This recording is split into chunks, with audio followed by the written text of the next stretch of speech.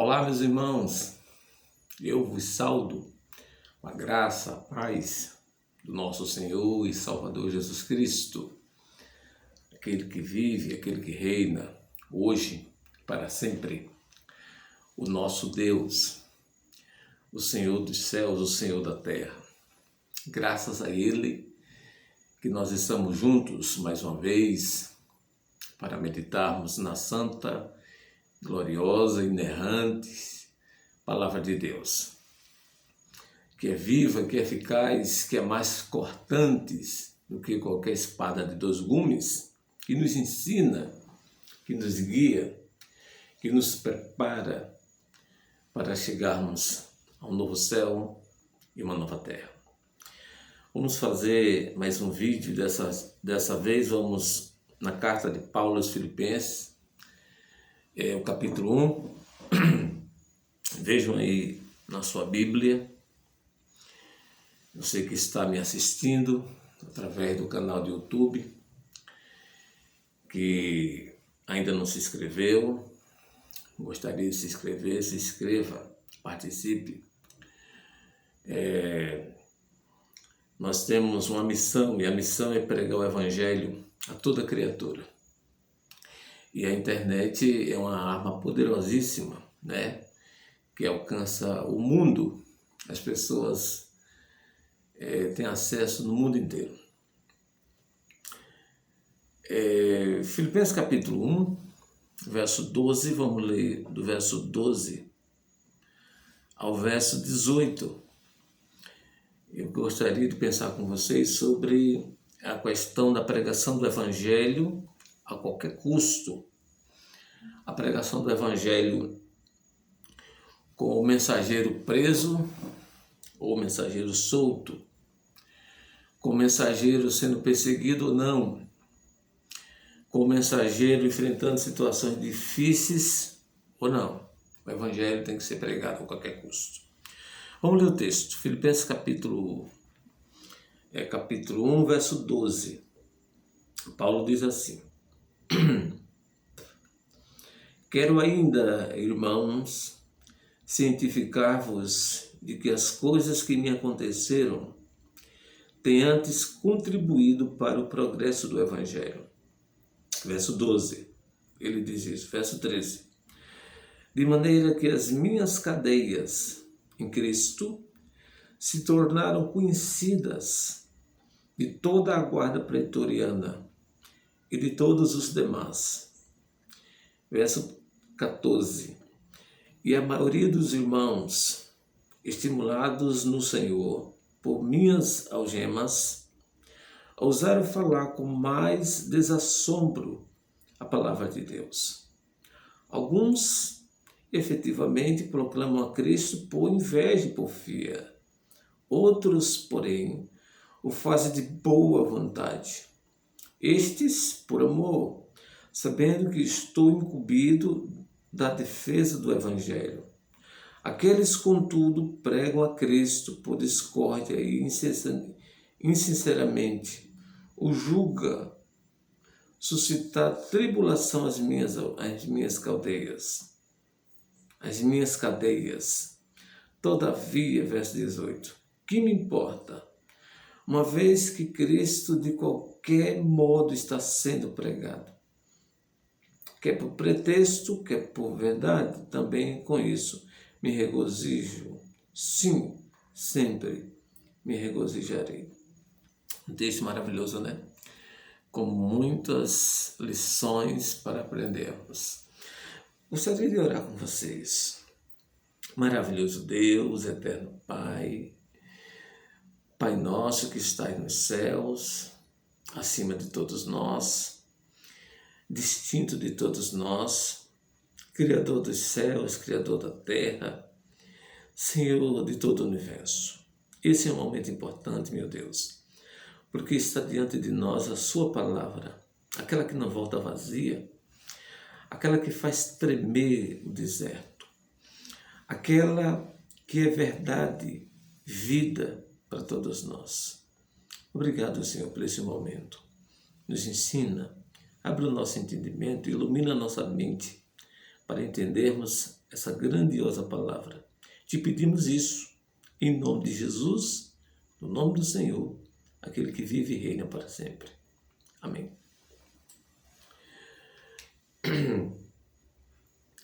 Meus irmãos, nós estamos diante de um texto importante do apóstolo Paulo. Ele está preso em Roma, escrevendo uma carta aos irmãos de Filipos. E essa carta que Paulo escreve é como se ele estivesse passando um recibo para os irmãos.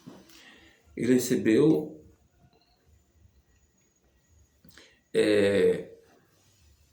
a ajuda desses irmãos de Filipos e aqui está agradecendo a eles e falando de algumas coisas que aconteceram ao longo de toda a sua história, ao longo de toda a sua trajetória até Roma.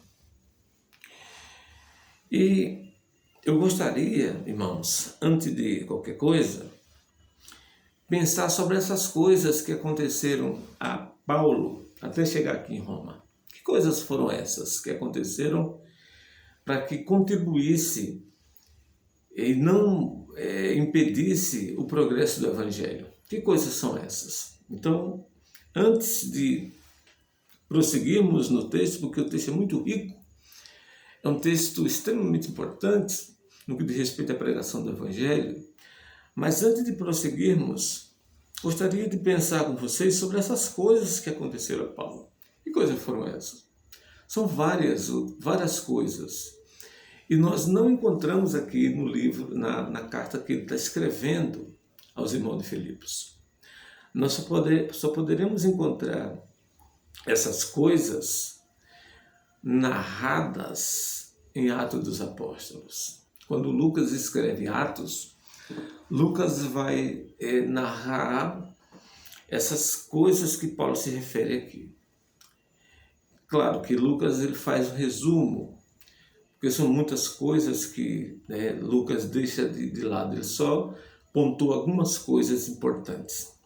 Então, que coisas são essas? Nós temos que aprender, temos que descobrir que coisas são essas para entendermos a sequência da carta, o que Paulo quer que os irmãos entendam.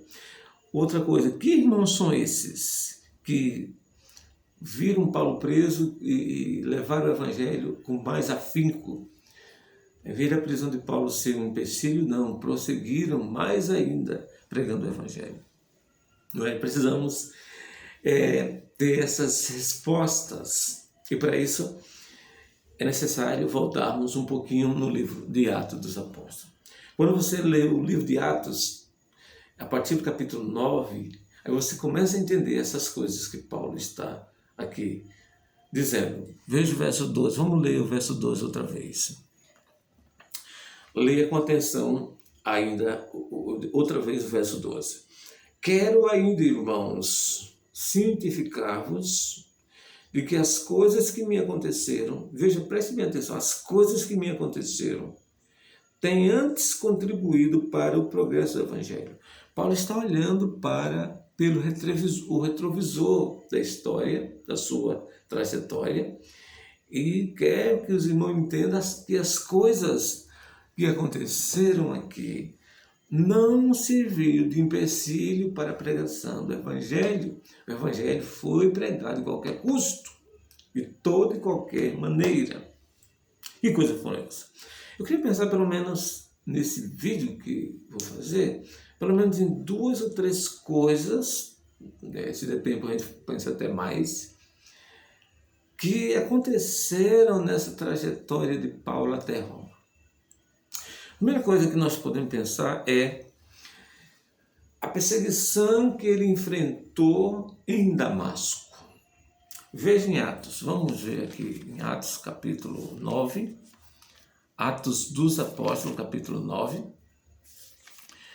Veja em primeiro lugar, quando Paulo, assim que ele é convertido pelo poder de Jesus, assim que ele se converte, assim que o Senhor o transforma em um novo homem, ele entra em Damasco e começa a pregar ousadamente na sinagoga de Damasco.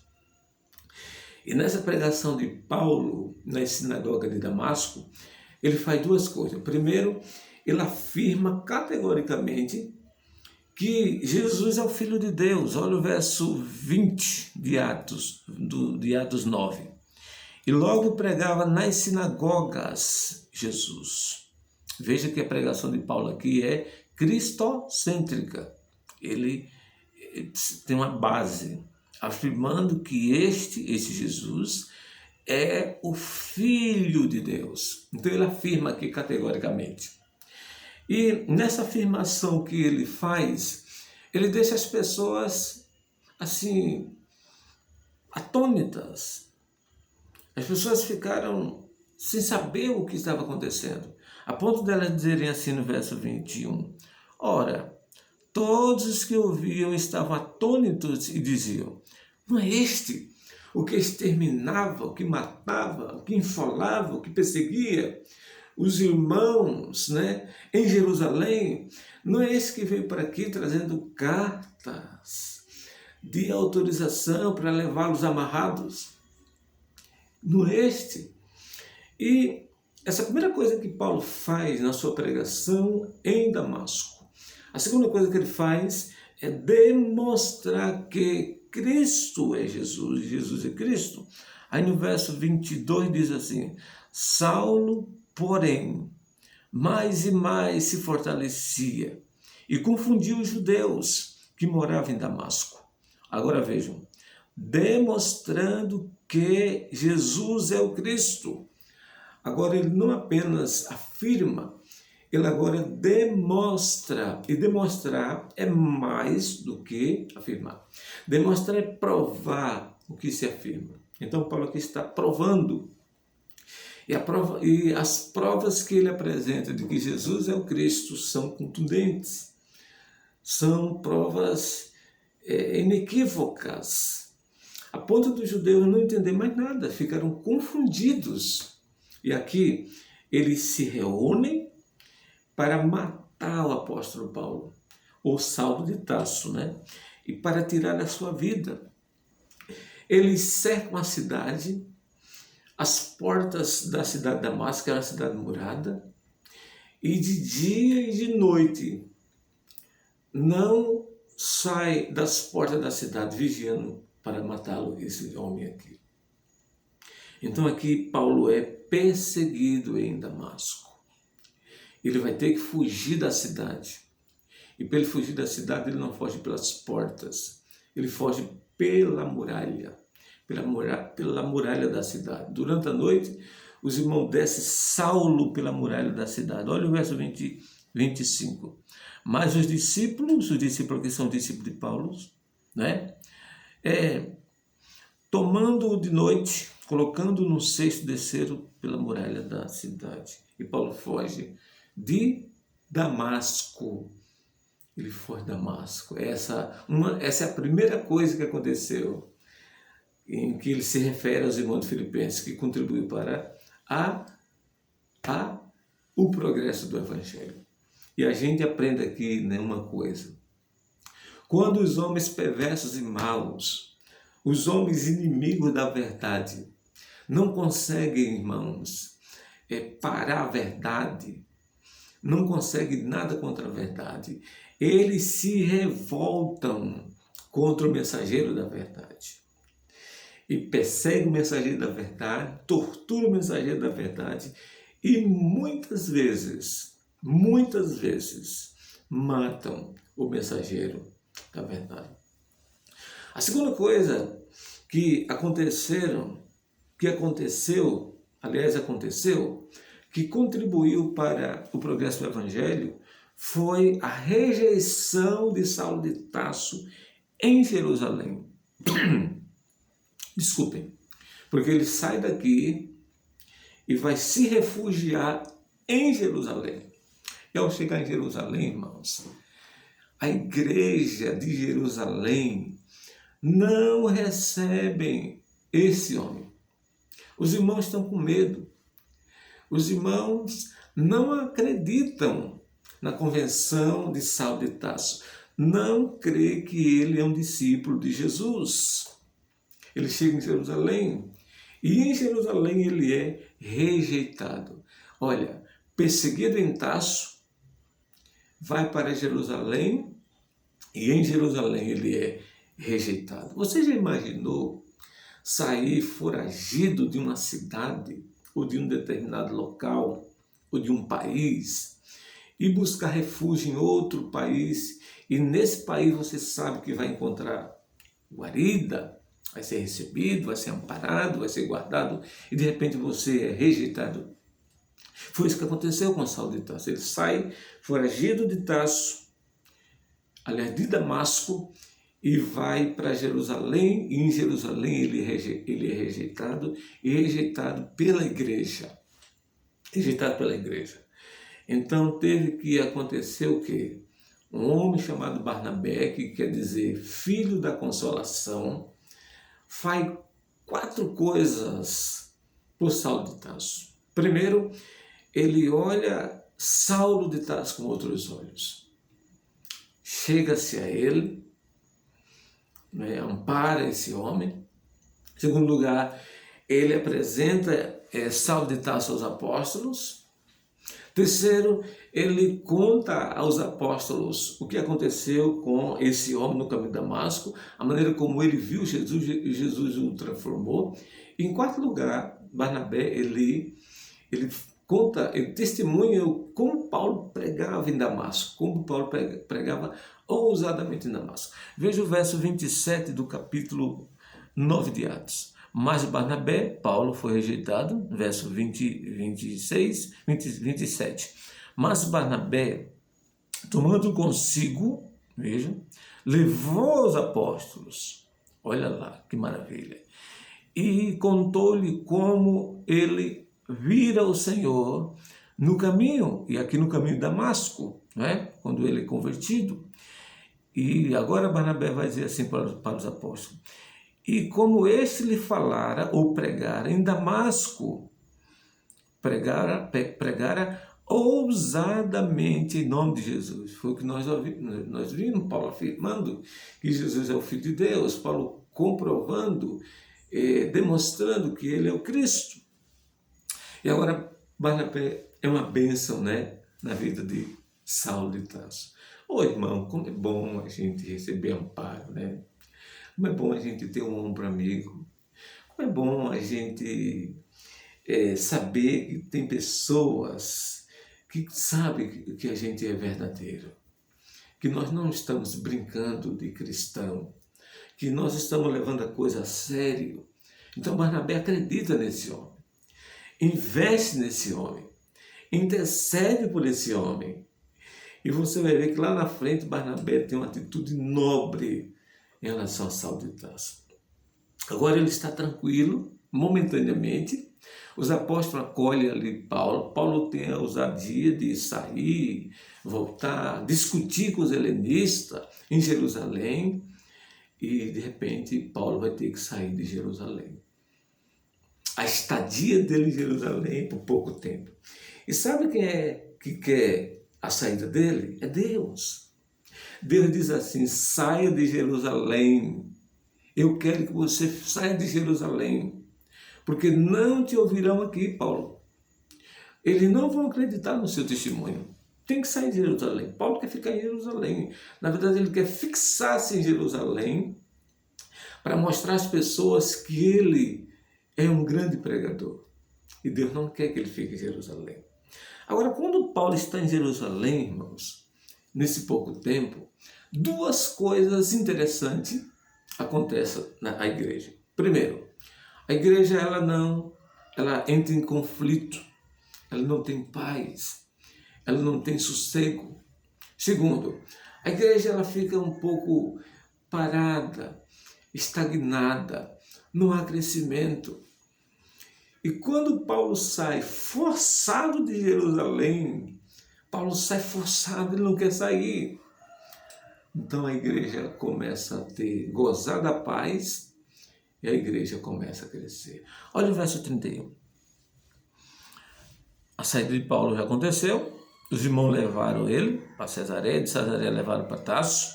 Verso 31. A igreja, na verdade, tinha paz por toda a Judéia, Galiléia e Samaria, edificando-se e caminhando no temor do Senhor e no conforto do Espírito Santo, crescia em número. Olha que coisa terrível. Isso aqui é um golpe para o pastor.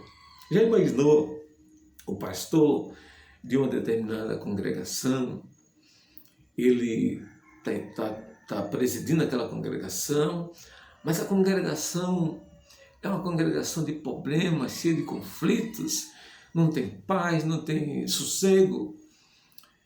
E além disso, aquela congregação não cresce, é aquela coisa para baixo, não faz discípulo, não faz nada. De repente, irmãos, esse pastor sai e a coisa inverte. A igreja começa a gozar da paz.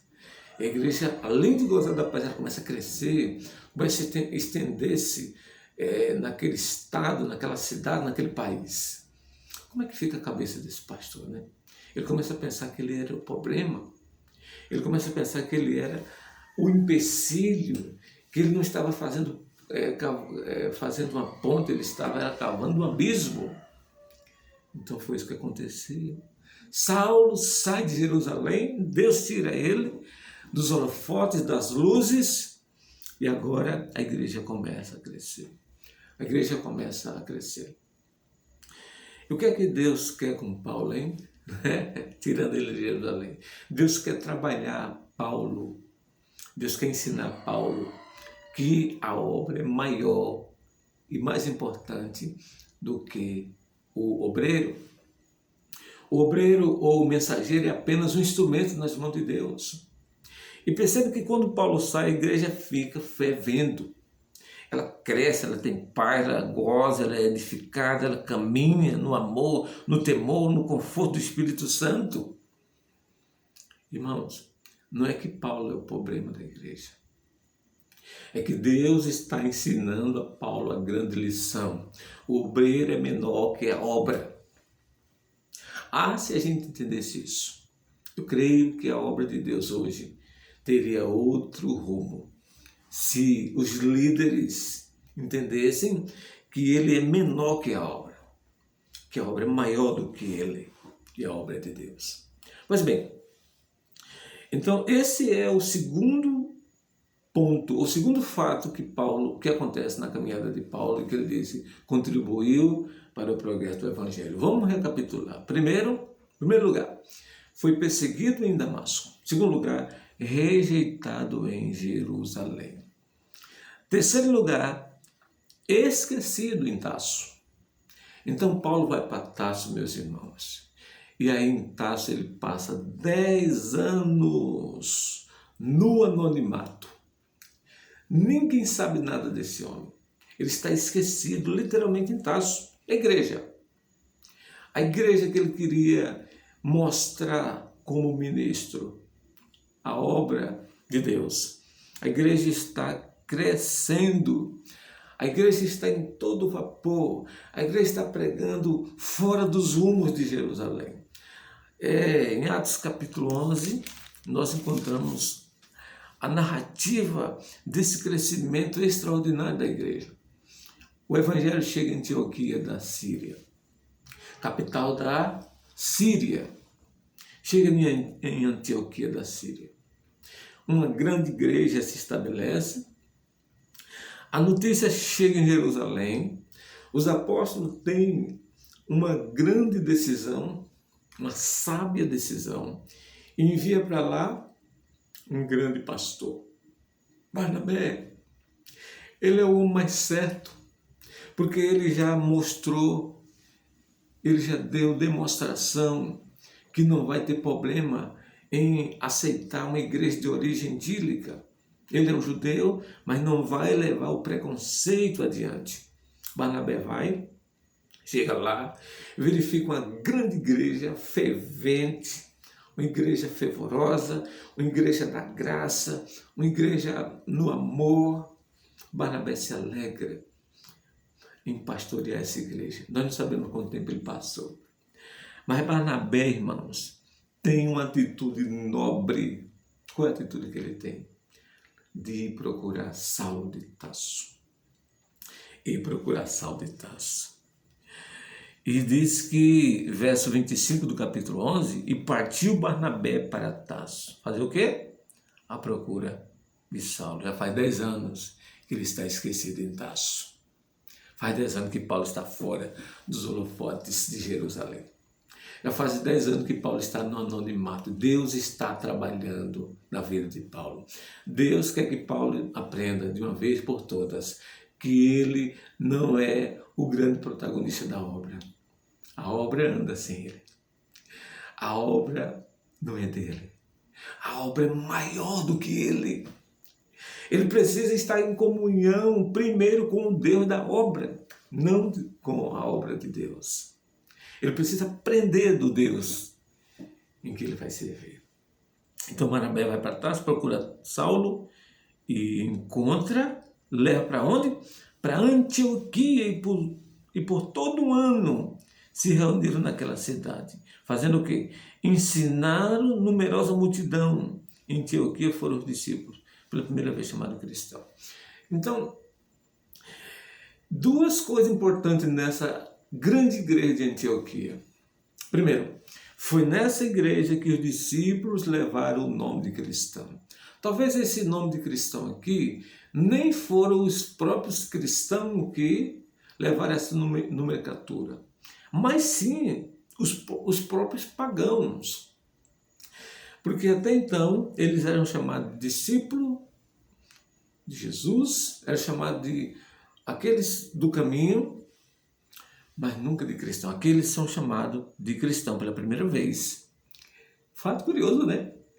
Não foram os irmãos de Jerusalém que foram chamados de cristão pela primeira vez, mas sim os irmãos de Antioquia, uma igreja de origem gentílica.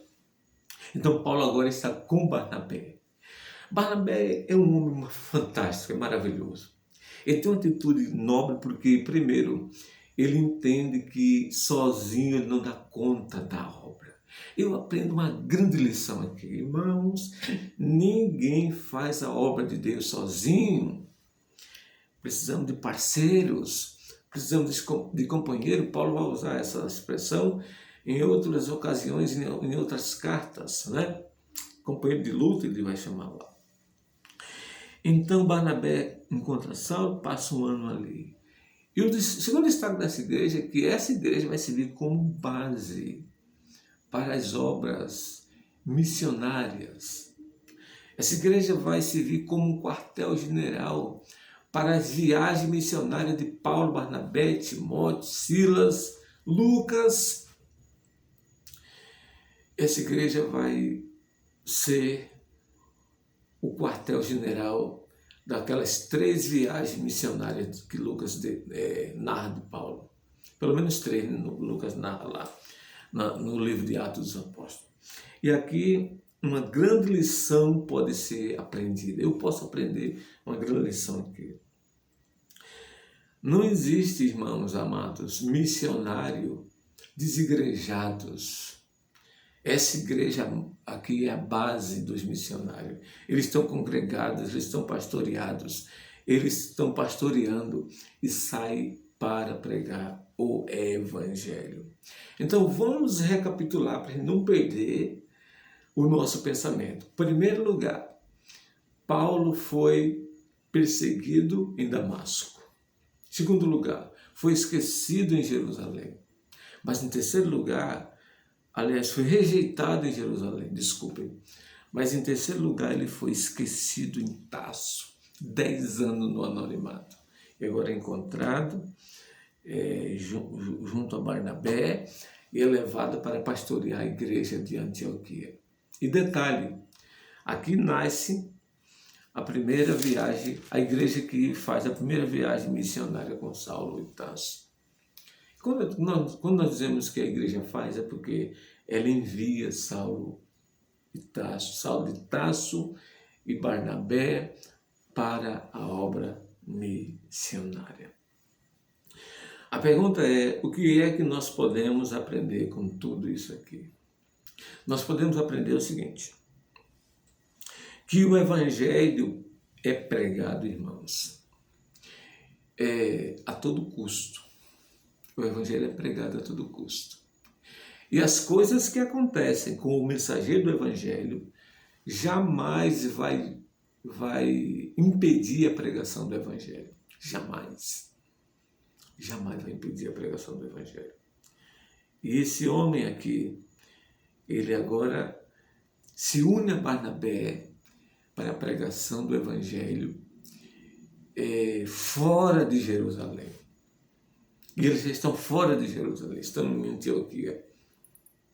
Eu espero que nos próximos vídeos vamos continuar, né, se Deus quiser, trazendo essa temática aqui das coisas que aconteceram com Paulo até Roma, que contribuíram para a pregação do Evangelho, para o progresso do Evangelho.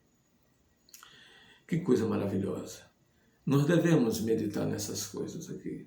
São coisas fantásticas que aconteceram com Paulo. Eu queria orar, irmãos, agradecendo por esse momento tão importante, né? De meditarmos na palavra de Deus. Senhor Jesus Cristo, Deus único e verdadeiro, Deus forte, Deus soberano, Deus sobre todos. Esse é um momento importante, meu Deus, de meditar na sua palavra. Ela fala aos nossos corações, ela nos ensina, ela nos guia, ela é a lâmpada para os nossos pés, ela é luz para o nosso caminho. Ó Senhor, como é bom aprender da sua palavra, que ela fique em nossos corações, frutificando a 100 por 1, que ela seja a base para nossas vidas, Senhor. Ensina-nos, Senhor, através desse texto maravilhoso que nós lemos, em que Paulo vai dizer e falar das coisas que aconteceram a ele. E também são as mesmas coisas que acontecem a nós no dia de hoje. Obrigado, Senhor. Eu te peço outra oportunidade para continuar esse pensamento em desenvolvimento para nossas vidas. Nos ajude, te pedimos isso. Em nome de Jesus, para a glória de Jesus. Amém. Meus irmãos, até a próxima, se Deus assim permitir, né? Ouça essa mensagem, né? Assista essa mensagem e passe ela para outra pessoa. Leve ela para outra pessoa. Você tem uma missão, eu tenho uma missão, nós temos uma missão de levar o Evangelho a toda criatura, a toda criatura. Viu? Fique com Deus e até a próxima, em nome de Jesus.